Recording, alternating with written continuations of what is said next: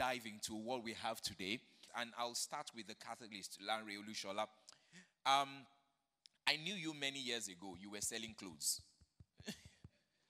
I was in your store, and I also know your partner then. In fact, I was invited to when you moved to one store in VI then. Now, why did you transit? Because there are people sitting out here, they're doing something, they want to transit, they want to move. There are many men here who want to move to something else, who want to move to something fulfilling. So, how did you pivot, and why did you pivot? Thank you very much, Pastor K. Wow. It's great to be back home physically. It's great to be back home. Feels really good. Everything started here. Everything started here.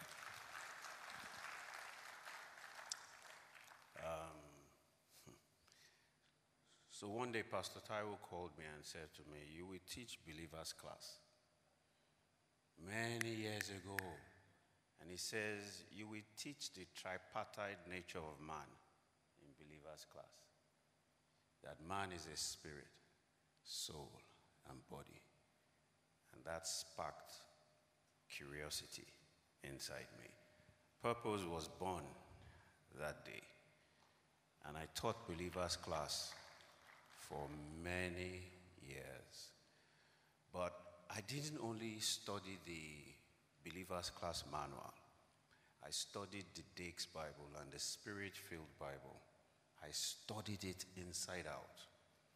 Then I was running different businesses, from telecoms to interiors to furniture to clothing, And one faithful day, I was praying, as is usually my custom. Every morning then, I used to pray for about 2 hours. And it was Ephesians. Pastor Taiwo, at that time, was taking us through Ephesians, that I may know my calling. I may know his purpose for me. I prayed that prayer for months on end. So one day, one very faithful day, I was praying, and it seemed like God walked into my room, and he said to me, "My son, I have an assignment for you, but you cannot do it with all the businesses that you are doing. I need you to shut down everything that you are doing, and I need you to go and transform lives by transforming minds." Guess what I said?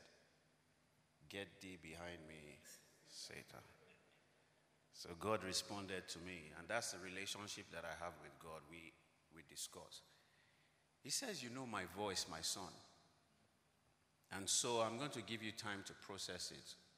Of a truth, it took 6 months for me to process it. So that day, God told me what he wanted me to do. But I engaged him. I asked him why. I asked him when. I asked him how. I asked him with who. I told him all my weaknesses. I told him that, this is all that I know. I studied engineering. At that time, I used to do a lot of renovation. I used to do a lot of building. I told him all of that. And for 6 months, every day, we met at the same time. And precept upon precept, line upon line, he explained every single thing and how I would pivot. So it wasn't a matter of intelligence or the fact that, I was strategic or I could see ahead. No. It was because of God. So I am doing what I am doing today by the grace of God. But I didn't just leave it to what God said. I asked God how I could build my competencies in the knowledge of the human soul and the human mind. And God started to direct people to me to tell me that there's this course in Harvard. There's this course in Reading. There's this course at the Coaching Academy. And I continue to learn. I continue to develop myself. I'm currently doing a doctorate in Oxford. And I haven't stopped learning. I didn't think that I had the knowledge and the competencies. But what I did was I submitted myself to learn. I submitted myself to developing myself. I submitted myself to develop the competencies that I needed. However, one very interesting thing that I did was when I realized that I was going deep into science and neuroscience and psychodynamics and psychology, I began to study psychology, neuroscience, psychodynamics from the perspective of theology, from the perspective of spirituality, from the perspective of God. Because there is a tendency in the work that we do that you can get lost.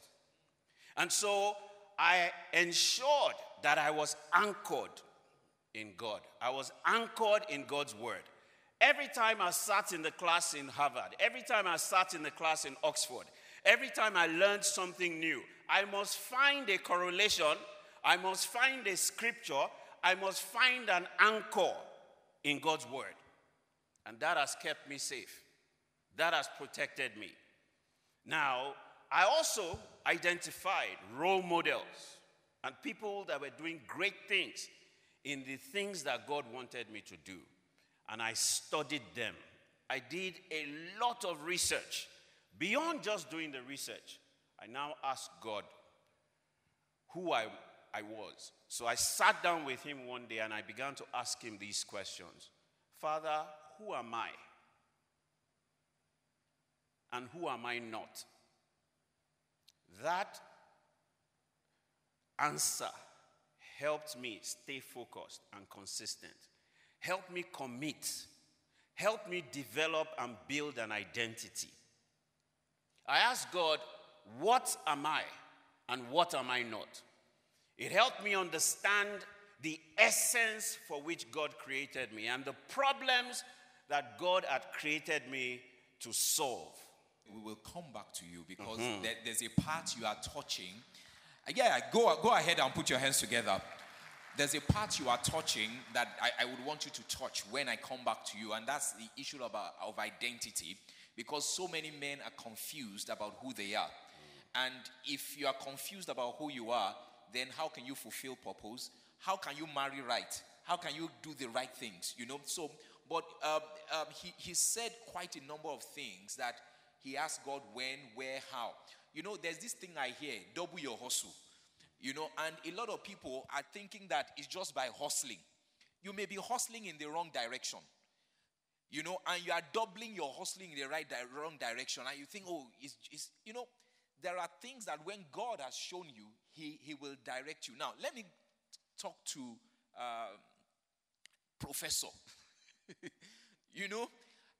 I also know that at some point, you were working in some institution and you saw an opportunity which made you set up Precise Financial Services. Now, there are men here who want to start things, who think there are opportunities out there. How can they see those opportunities, and what can they do to ensure that those opportunities are turned into reality? That's a very interesting question. One of the things I have said is that I'm a small man. And, God created big men. And, they are men, they know how to do very many big things. I'm not good at doing anything big. But I'm very good at doing small things. But I do them consistently. Now, in my case, I wouldn't say I had a conversation with God, but I would say that when I was in the bank, this was in the 80s and the 90s, early 90s. And every time a white boy would come to me with a briefcase and he wanted to sell a software to me. I was fortunate to be in a bank. We were given the opportunity to develop the banking system in-house. While many banks were buying, at that time, Capiti and Bankmaster, we were building. So I already understood a little bit of how these things could be done. And when people would bring software from Europe at that time, India wasn't in the race at all. It was Europe and America. And I would look at what they were doing and compare to what we were building. I began to see that, listen, these guys are not in any way smarter than us.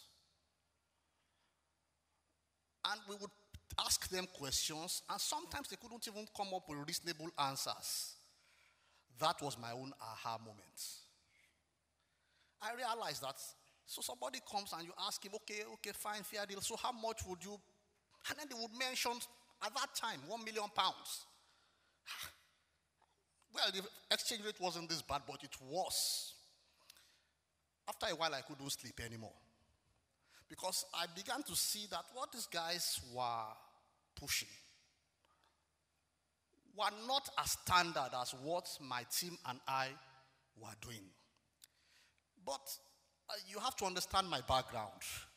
I come from a family where both parents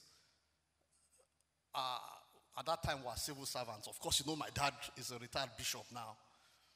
And so all we were brought up to do was go to school, come out with a first class, get a good job, work. When you turn 55, retire, they give you a 505 and enjoy life after that. That's the kind of idea I had. But I realized that, listen, people are making money for selling something that we could do better. I couldn't sleep anymore. So what I did was I sent a memo to the senior management of the bank that the bank should allow my department to become a company so that we could serve the bank and serve other banks. And then it became political. And people said, oh, look at him, it's because he wants to become MD. I wasn't thinking I wanted to become MD. I just thought it was a smart idea for the bank. And it was something very little. We were already doing it. Just make it a service. Our salaries were guaranteed. And when that happened, they gave me the idea that I could become MD.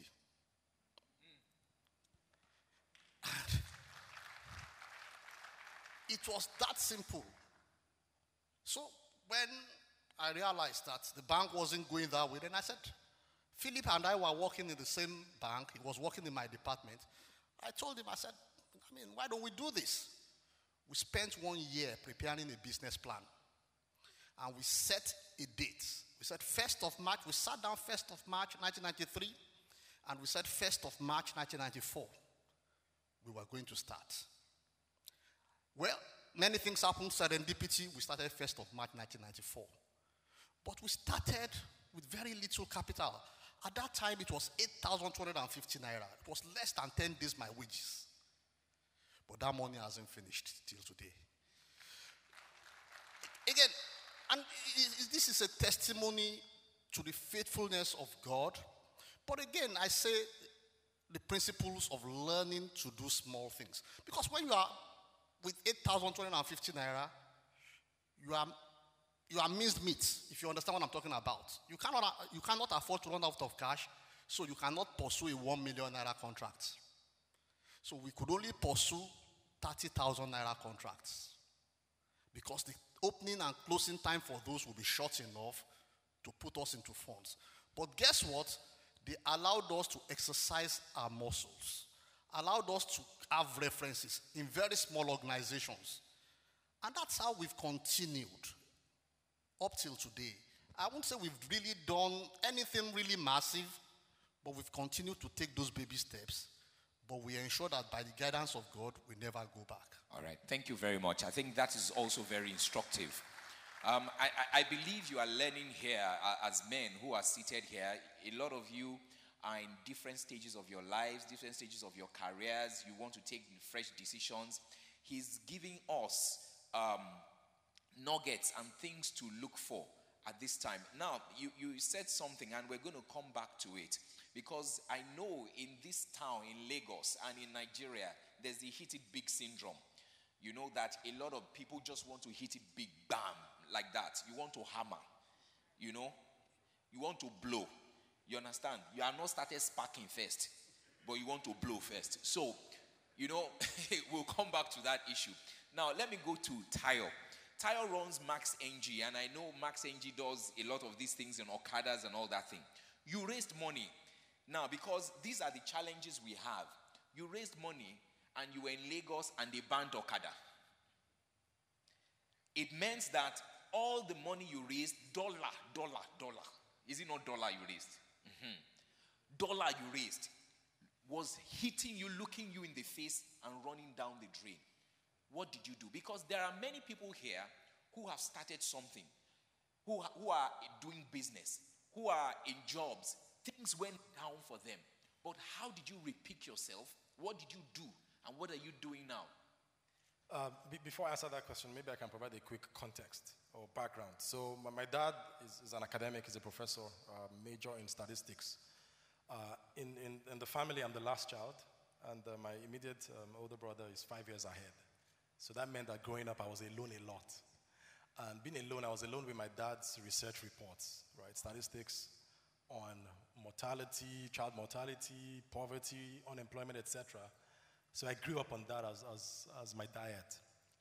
And unconsciously, I guess, growing up, I had become an activist. That, why is there so much poverty in Africa? Why is Nigeria like this? There's so much oil wealth across the country. And that stayed within me, right? So, I went to school, graduated, did a couple of jobs, worked in oil and gas for a few years. Great salary, but I was discontent. Here I am earning a lot of money here, but there's poverty even in my community, right? And it didn't make a lot of sense to me. So in my activist nature, I left and said, let me go figure out how to build a business that fixes this and creates opportunities for people. So went to school, got an MBA, came back to Nigeria, raised some funding, and then we launched in Lagos. But my heart was never fundamentally about building a business in Lagos, because I saw Lagos as, it's a nice place, it's a rich place, but Lagos is, 20 million people. Nigeria is 200 million. That's just 10% of the population. There are tons of other communities, and I wanted to build a business that would go to those places. So Lagos was sort of like a launch pad. And I remember after we had raised funding, I remember having a conversation with our investors and saying, hey guys, yes, we raised some funding, now we need to build this company and we need to go to other places. And I remember one of them said at that time, no, we have to win Lagos first. Whoever wins Lagos wins the rest of Nigeria. I knew something was wrong with that, but, you have bosses. So, okay, let's go ahead and build in Lagos. And then the ban happened. And even though it was very disappointing for me, it was a very intense period and all that, immediately I was like, okay, well, right now we don't have a choice. We have to go outside of Lagos. And now we're in 5 states. Lagos is our number 4 now. We're in Kano, we're in Akure, we're in Ibadan. And we're launching other states that are asking us to come. Now, as back to the original story that I told about my background and my upbringing, when the challenge came, rather than it being an excuse to shut down, because I would even say that some of the partners we had brought on board, expected that maybe we wouldn't survive this, right? But behind the company itself wasn't fundamentally a desire just to create wealth, or at least to create personal wealth. Because even today, if you look at the stats, it's 33% unemployment in Nigeria today. Amongst youth, 25 to 34, unemployment is 42%. The average age of a Nigerian is 18 years. 18. That's not adding underemployment to it. Exactly. And then every year, about 3 to 4 million Nigerians are entering into the labor force. They are entering into a youthful labor force that already has 42% unemployment rate. So when all of those numbers are constantly in your head, you're not thinking about, there's Lagos, but you're thinking, how do we scale this across the country? Because not everybody's going to come to Lagos. How do we create and unlock economic opportunities in places, where people are almost hopeless? And the exciting thing about the industry that I'm in transportation is, the average educated Nigerian might look at an Okada rider and think that they're useless. But guess what? The Okada rider makes more money than an entry-level banker. The challenge is that because most of them are not educated, the way they make the money is the way they spend the money. So they don't save, they don't do insurance, they don't do anything. So the work for us is not really just about, providing bikes to these guys and all that, right? It's about, a transformational experience to legitimize that job. And a lot of them don't necessarily do the job for long as well. It's a bridge. It's like in the US, You work at McDonald's for a couple of years doesn't mean you cannot become the president tomorrow. But it's about creating ladders and layers of opportunities in society to allow people to then move through it. So, short answer to your question is, the challenge in Lagos was disappointing because, as you said, we had already invested some money. But at the same time, was an opportunity that forced us in a way that we might not have to completely look at the entire country as an opportunity and go after it. Sometimes the door seems to get shut in our faces.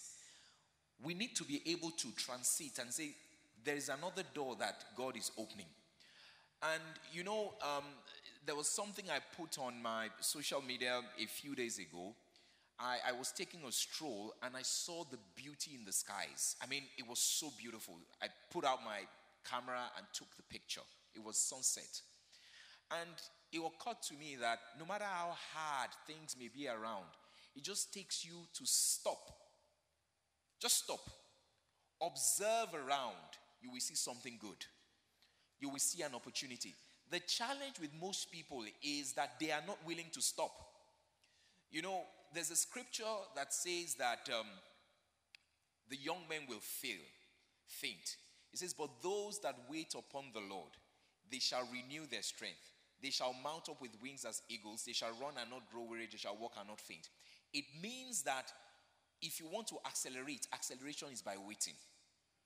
When you wait, God will tell you things. You will see opportunities. Then you can accelerate. Now, Emmanuel is on all the way from Oregon.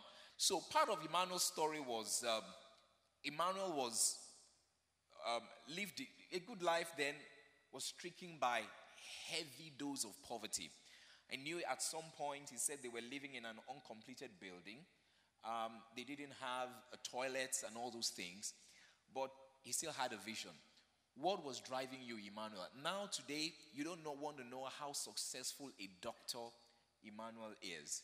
He transited all that, looked forward and said, irrespective of this thing, I will not give up. I will pursue my vision. I will pursue my dreams. What was the motivating factor? And how did you do it? That's a pretty loaded question. What was the driving principle for me at the time was, of course, having a vision is one thing, but then how to prepare for this preparation, I think, was key for me. Understanding that, God is, making sure that my vision aligned with the plan of God for humanity. I think that was the first thing. So basically, I had to understand that this vision I had to align with God's ultimate plan for humanity. And then next thing was, basically I had to figure out a way to, to die to my self-ambition. So yes, you have a vision, but at the same time, there is the self in us that wants to do something because of how it benefits us. And so I think I had to, first of all, even though I knew I had this vision, I didn't know how I would attain this vision, how I would become a physician. We lived in an uncompleted building. We had no toilet at the time. But the sense was, what was it that was in my hand at the time? And at the time, what I had was the knowledge I had from secondary school. And so I had God tell me, go start tutoring people, start helping kids that need an education, just start tutoring. And so all I had was lecturing. And so I took on a few kids, a few students in my area at the time, and I did lecture them, because that was what I had in my hand. I didn't have the finances. And so some people I would actually lecture and they wouldn't pay me. But it was, I felt like I needed, in order to get to where I wanted to go to, I needed to understand that I needed to figure out what I had in my hand and release what I had in my hand. And so in doing that, I think that basically helped me to, I believe that that's what maybe God used to get me to where I am today. I think that sense of not about myself, dying to self, dying daily to self in me, and then also understanding how it fits into God's ultimate plan for humanity. How is my vision going to tie into God's ultimate plan for saving the souls of men? So all right. I think that's all I have for now. Thanks a lot, Emmanuel. And it's also very instructive. Sometimes we're going through pain or we're going through issues, and we focus a lot on those issues and those pains. In your painful situation, there is still somebody you can help. There is still somebody you can connect with. Because you are not at the bottom. People think you are really, really at the bottom, the scum of the earth. No. God has taught me that life is like the rungs of the ladder. There are some people above you, there are some people beneath you. And you can still lift people up. And I think that's one of the things he started to do by saying that, okay, I don't have the resources, but God has given me a brain. I can lecture people, and from doing so, God started to promote him. So it's important that, it's not money we are chasing as men. It's not fame we're chasing as men. We're chasing to help people, to connect and lift other people up. Now, what I would like us to do so that we can take many more topics here is we will talk for about 2 minutes on different questions we ask. So I'll come back to you. Lanre, you started talking about an identity. I want you to talk to the identity of men, because a lot of men are confused about their identity, and I will tie it up with 2 questions. Because when men are tied up with identity, there are many issues that start to come up. Then men are now married. The wife is doing well. I know your wife is also a successful woman. How do you deal with that success? You understand? Tying it with identity. Because so many men, once their wives start getting successful, they start to push down that woman. So I just want you to tie the identity issue to that. All right, thank you very much, Pastor K. I'm going to talk about the intersection between 8 P's. And I will use that to answer the question, right? Every man, and every human being, right, to create or to discover your identity, you need to understand and find the intersection between these 8 P's. The first one is, you talked about it, pause.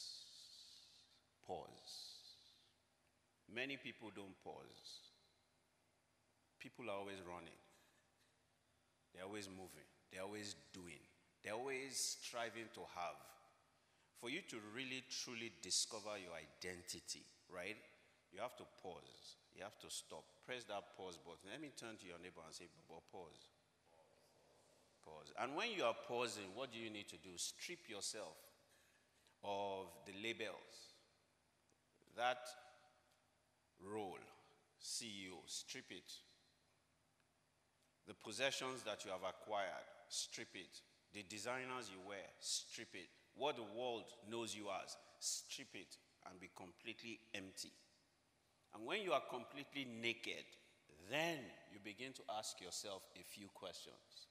What is my passion? What am I really passionate about? That's the second P, right? What am I really passionate about?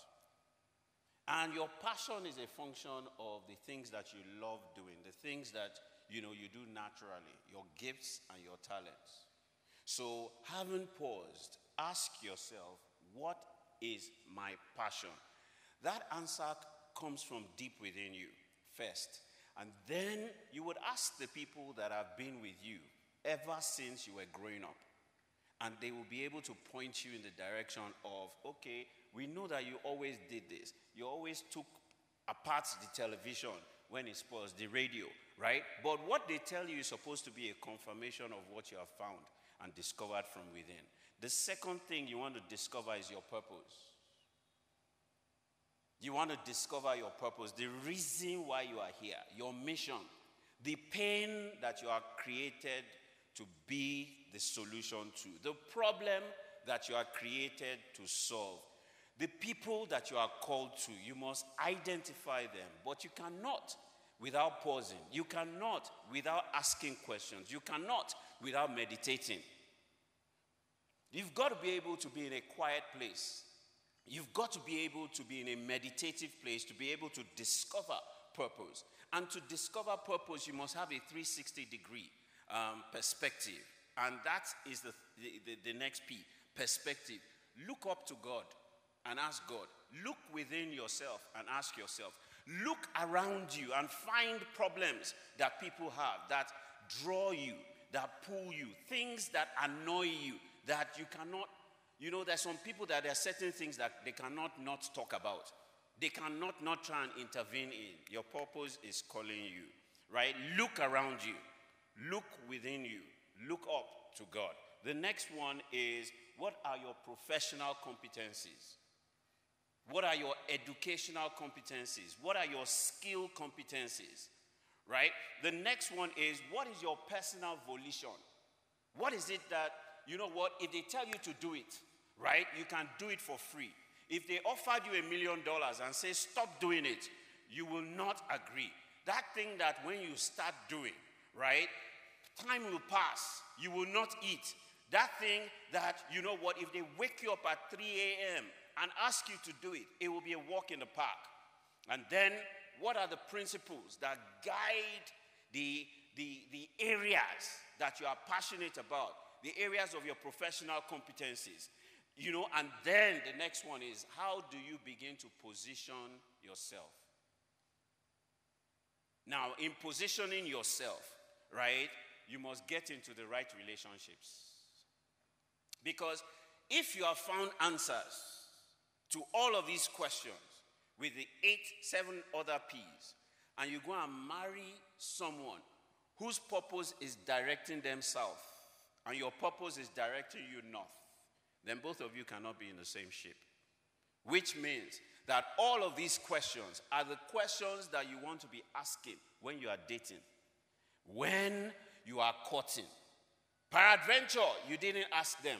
There are questions now that you need to sit down and begin to talk about, because you must create an alignment. Because the purpose for which you are in a relationship is to help your spouse fulfill their purpose on earth. And the reason why your spouse is in a relationship with you is to help you fulfill your own purpose on earth.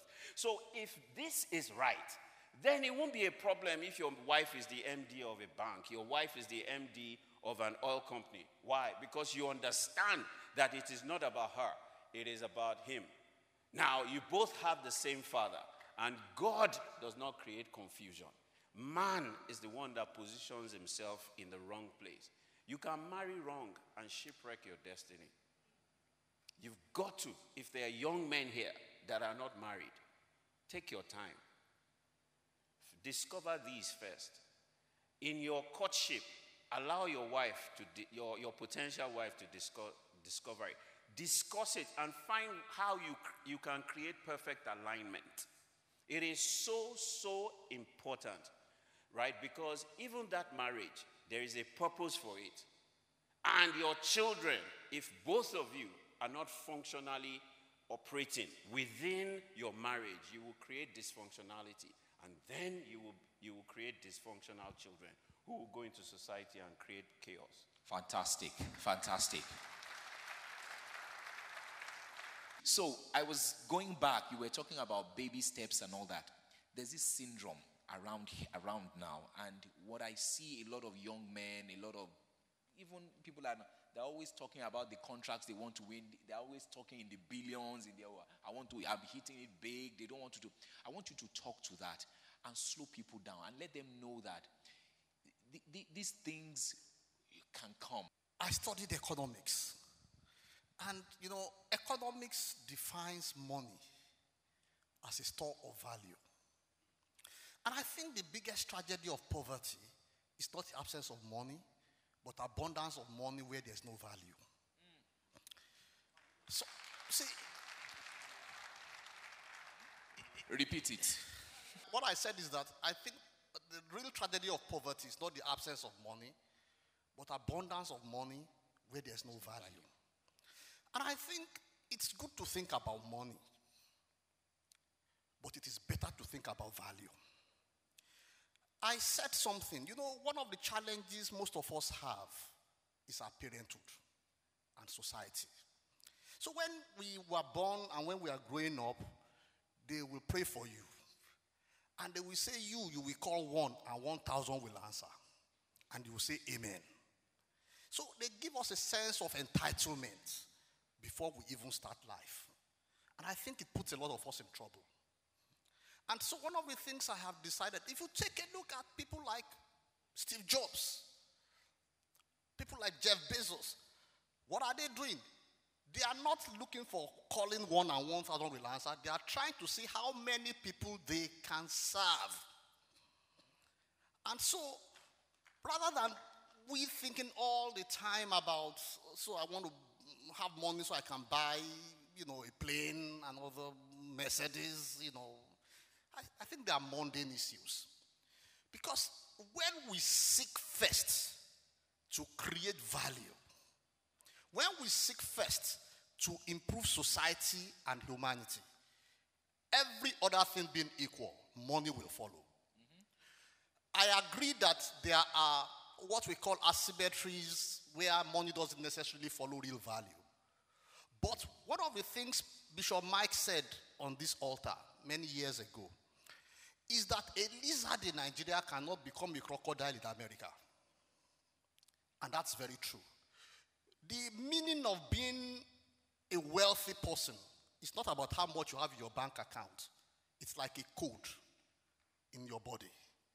When you see a person who is a billionaire in Nigeria will become a billionaire in America. Why? Because this person has understood that the way to create money is not to think of highfalutin ideas, but think of what are the things I can do. And you also, because Lanre said it, you have to think about what I can do and how can I do it as quickly as possible. One of the definitions that I like in Harvard Business School, when they define entrepreneurship, they say it is the relentless pursuit of opportunities without recourse to resources in your control. That means that you should think big, but you must learn to start small. One of the things that cripples men in this age, and I've seen quite a number, is, we want to compete because somebody has bought a Mercedes, mine must be bigger. I think it's not necessary. In your place of calling, and like I said, Bill Gates, if you look at what Microsoft used to say, a PC on every desktop, later they changed. You know what they changed to? To empower every human being on the planet.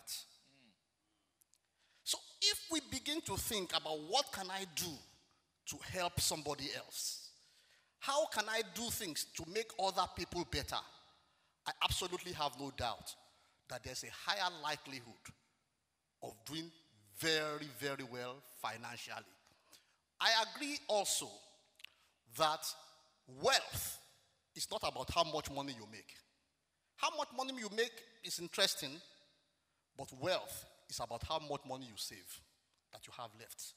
So it's not about making big money, it's about learning to live way below your means.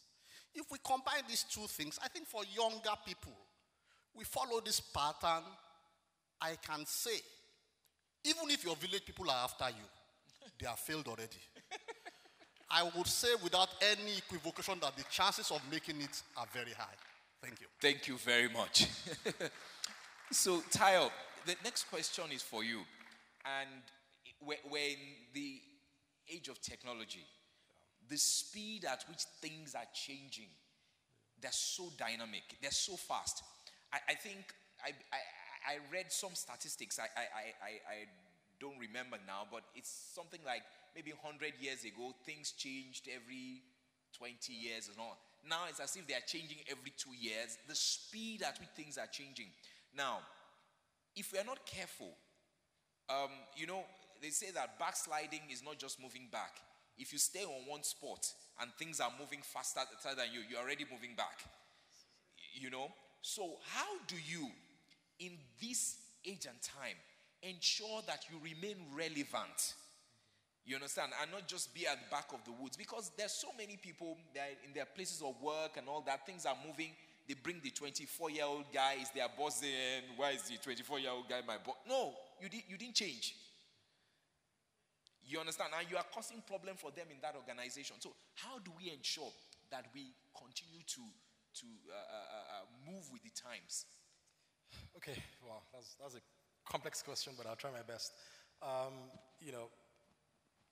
think our ability to learn, to unlearn, and then to relearn is extremely important. As you said, things are constantly changing. And if you look at some of the things that the catalyst said, relationships are so critical.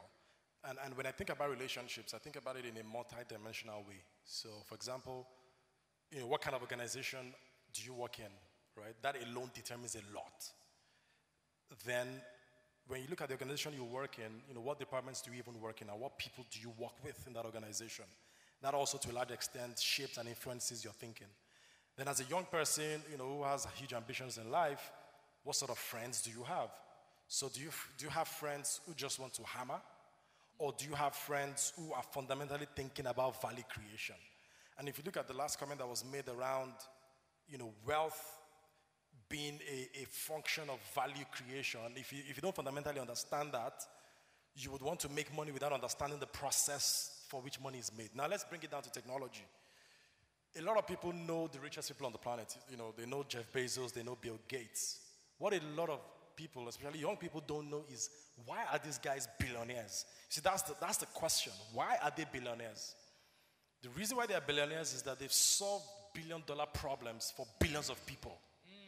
So if you look at, let's pick someone that I like so much, Elon Musk, who's an African. He's a South African. Before he left for Canada, he had graduated high school. So he didn't even live as a baby. He grew up on the continent.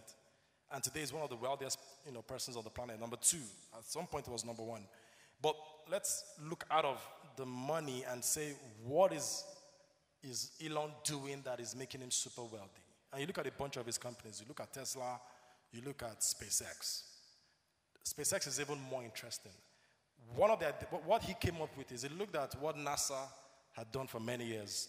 They launched rockets into space and all that.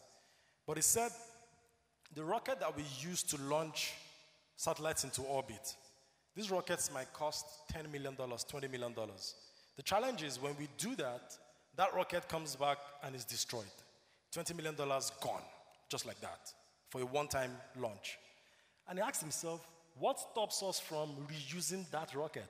Figuring out a way for that rocket to come back to Earth and to land vertically. So that, now imagine, if it costs $20 million to build that rocket and it's one-time use, if I can build a rocket that I can reuse 10 times, how much do I save? That's $180 million just by innovating around how to reuse rockets. That is the scale of the problem that Elon Musk is solving. So when they come tomorrow and tell you that Elon Musk is worth $1 trillion, don't look at the $1 trillion, look at the scale of the problem Elon has solved. Now let's bring it down to Nigeria. Guess what? We have an abundance of problems. Most of which, if not all of which, can be solved by technology innovation. In your living room, you can build an app, you can write code to fix problems that large organizations, that banks are struggling with. Now, what a lot of young people don't understand is, when you look at a large organization, maybe you look at Zenith Bank or whatever, right? You look at a big organization, in your head you think they have a lot of resources so they can solve all the problems they have. The challenge is, young people don't realize that large organizations by their nature are not very innovative because they have processes. Not because they're stupid, but because they must have processes. When you are large, you must have processes, right?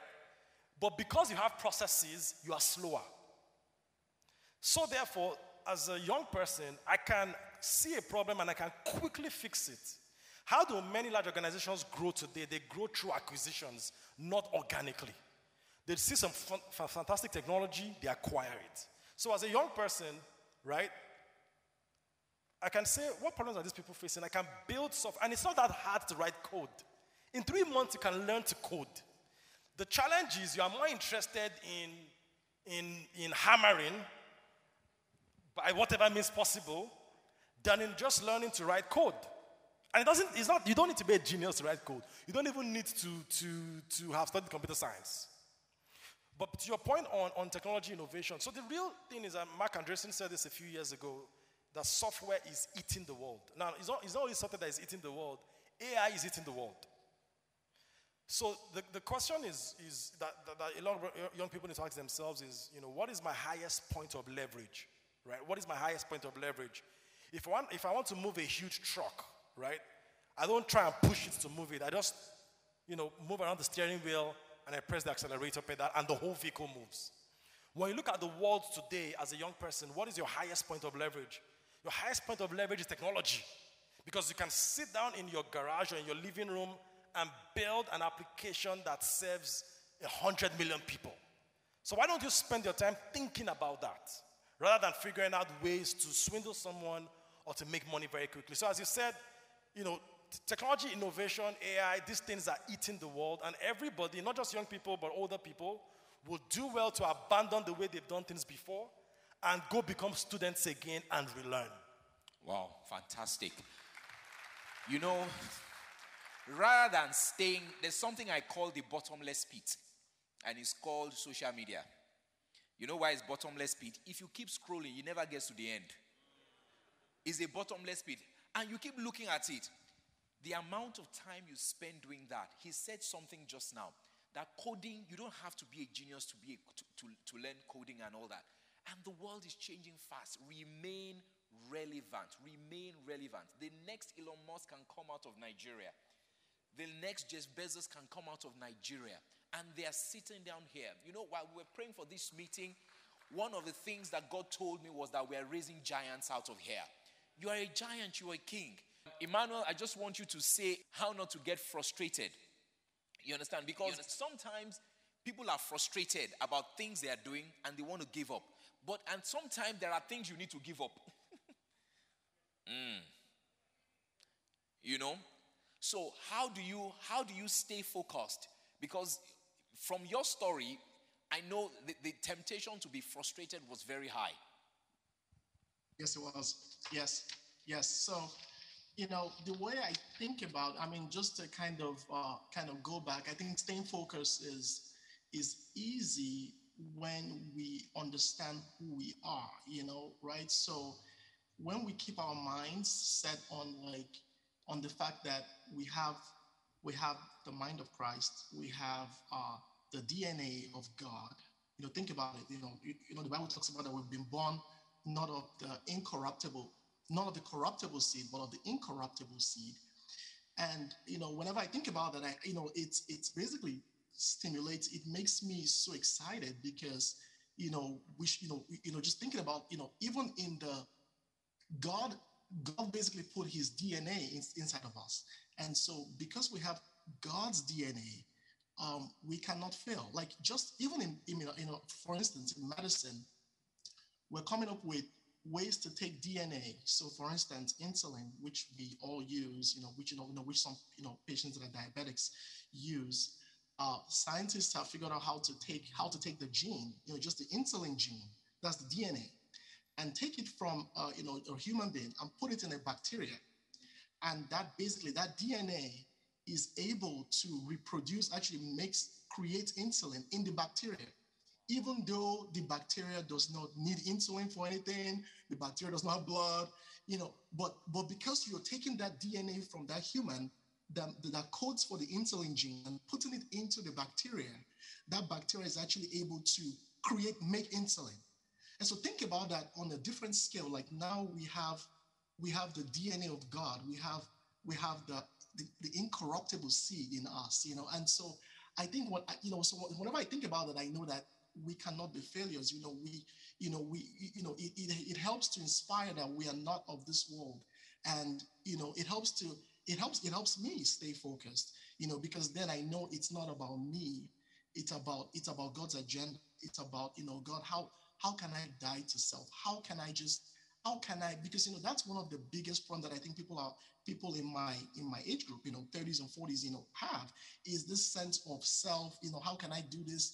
How can I hit it big, rich, real quick? It's dying to self. So I want to give up every agenda that I have, every wicked way in me. God, please take it away and help me to align myself with what your purpose is. And once you know that, then focus becomes, easier, Thank you very much. A while ago, God told me something. We keep saying things like, oh, my purpose, and all that. And God said, yes, it's your purpose, but it's my purpose I want to fulfill in your life. That when we realize that it is God's purpose that he wants to fulfill here on earth, then we'll take it more seriously. Now, in closing, I'm going to read the story of the man by the pool of Bethesda. Go and read the parable of the 5 foolish and wise virgins. Go and read the parable of the master that had 3 servants. You will learn 5 things. Curiosity is important for reinvention. Number 2, creative thinking, right? Critical reasoning, innovation. You must drive change. Charles Darwin says that it is not the strongest or most intelligent of species that survive. It is the most adaptable to change. You must ensure that you challenge status quo. Third thing is you must ensure that you understand the new competition. The new competition is collaboration. Everybody say collabo. collabo. That's the new competition. And finally, Denzel Washington says that for you to succeed, you need 2 things. First, you need commitment to start, and you need consistency to finish it. God bless you. Hallelujah. Doctor, professor. I would have to say that very little to add after Lanre has said what he said. But, when the Bible says the race is not to the swift and the battle is not for the strong, look, that is the biggest philosophy in business and in life. So a lot of us expect that the people who are going to do best, financially or otherwise, have to be people of certain species, or they have to have had certain educational background. It's not correct, because one of the things we know today is that a lot of people who are top of their classes are employees of the people who are bottom of the classes. What has changed? And I think one of the important things that we have to understand is not about trying to say you want to be the best, but I want to say you have to make sure that you are the most available. You see, that calling that you have just doesn't matter whether other people they seem better. Be available. And one other thing I would say is that, you see, a lot of us are expecting public admiration or public approvals. Let me tell you something that I know as a banker. When you write a proposal and you send it to a bank and the bank says your proposal is approved, beware. Because what happens is that bankers are trained to be risk averse. And so if they say your proposal is good, that means any fool will do that thing and succeed. You should rejoice when the bankers say they are not happy with it, because it means that there is something that is most likely hidden in what you have done and in what you are doing. And what I'm trying to say is that do not dance to public applause and do not be afraid of public criticism. Stay true to your own north. And I think with God on your side, you'll get there. Thank you very much. Taiwo, you have the last word. Okay, it's pretty hard to say more, say anything, beyond what my guys have said. But maybe a biblical example. Recently I started looking at the Old Testament again and looking at Israel. Israel is God's firstborn. And, if you look at the geography of Israel as a country, not even today, back in those days, they were surrounded by massive enemies. The other countries had bigger armies They had more people, and they could literally crush Israel.